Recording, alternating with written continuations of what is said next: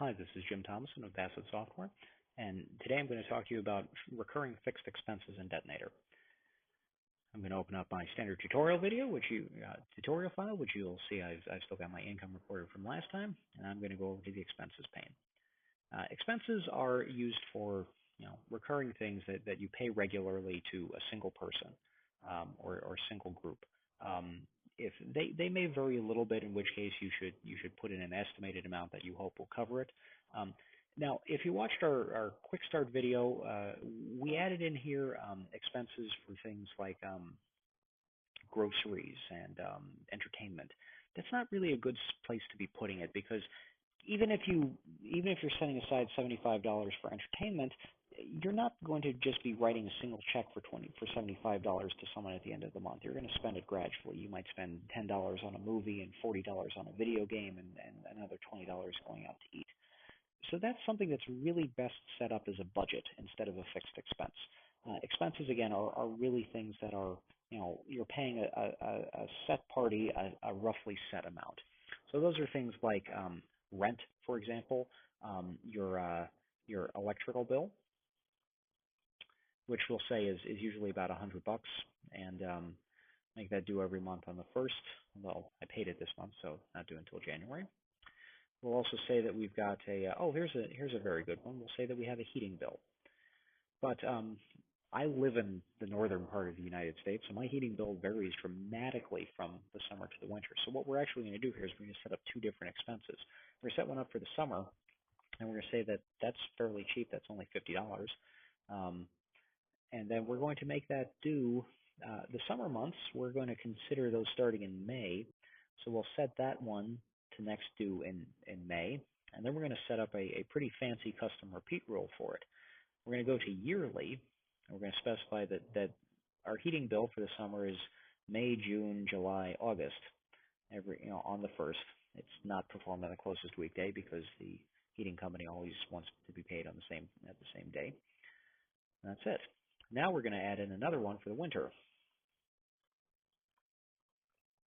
And that's a lot pricier. That's going to cost me $150. That is next going to be due on January 1st. And again, we're going to set up our custom repeat rule to make up the difference. We say, okay, we need to pay that in January, February, March, April. We paid May, June, July, and August. Then September, October, November, December.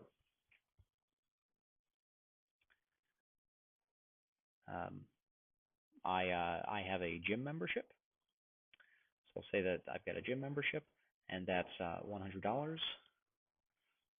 I hope it sounds like a reasonable gym membership to me. And not next due January 3rd, but not quite. That's actually due every 3 months on the 3rd. Now, it's very important here when you're setting things up to remember infrequent expenses. For example, your auto insurance is probably a pretty big expense, and it's probably something that happens infrequently and you tend to forget about it. So we'll say that it happens every 6 months on the 15th. It's important to put that in here because that way Detonator can plan for it.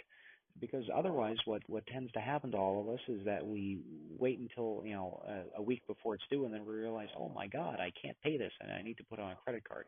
If this is actually in here, Detonator can plan for it for you. So it's going to make sure that you've got money on hand and cash available to do it. And we'll set up another thing. We'll add in property tax, which is due on my house. That's another one of those infrequent expenses that's going to be due every May on the 1st. And again, we set it to every year on May 1st. As you can see, as I was going along, I had these various pie charts we're filling in. So you can see where your money is predominantly being spent. Most of it's in my case, being spent on the electrical bill, the heating bill in the winter, auto insurance, and property tax. All the pie charts here are color-coded because your items are automatically color-coded as they're added. If you want to change the color coding, that's fine. Just hit the little color well up here. Everything we've got here is paid from our checking account, but of course you can change it. Although you'll notice that the only options we have are our checking account and our savings account. We don't have the money market account that we set up available because that's not a liquid account. We can't take money out of it. And again, same as with the income. Now, similar to what we're allowed to do with the income, where we map things to the most recent weekday. We can pay things on the most recent payday. Now, what that's going to do for us is, for example, our electrical bill is due on January 1st. But we're not getting paid on January 1st. We actually get paid every 2 weeks on Friday, or on the 15th and the 31st. So instead of leaving money sitting around in our bank account, we can instead map it and say, okay, well, we're actually getting paid on the 31st. I'm going to pay my bills then. So if you check off that checkbox, it'll move things ahead for you, and you can send it out as soon as you've got the money instead of worrying about running around at the last minute. Um, as you can see down below here, same as for income, we have our little note that tells us our expenses for the next 30 days. That also now adjusts. If we go back to the income screen, you can see that our free cash has dropped down to $4,250. We're spending $250 on expenses. And that about covers what you need to know for expenses. So thank you for listening, and I'll hope to see you at the next video.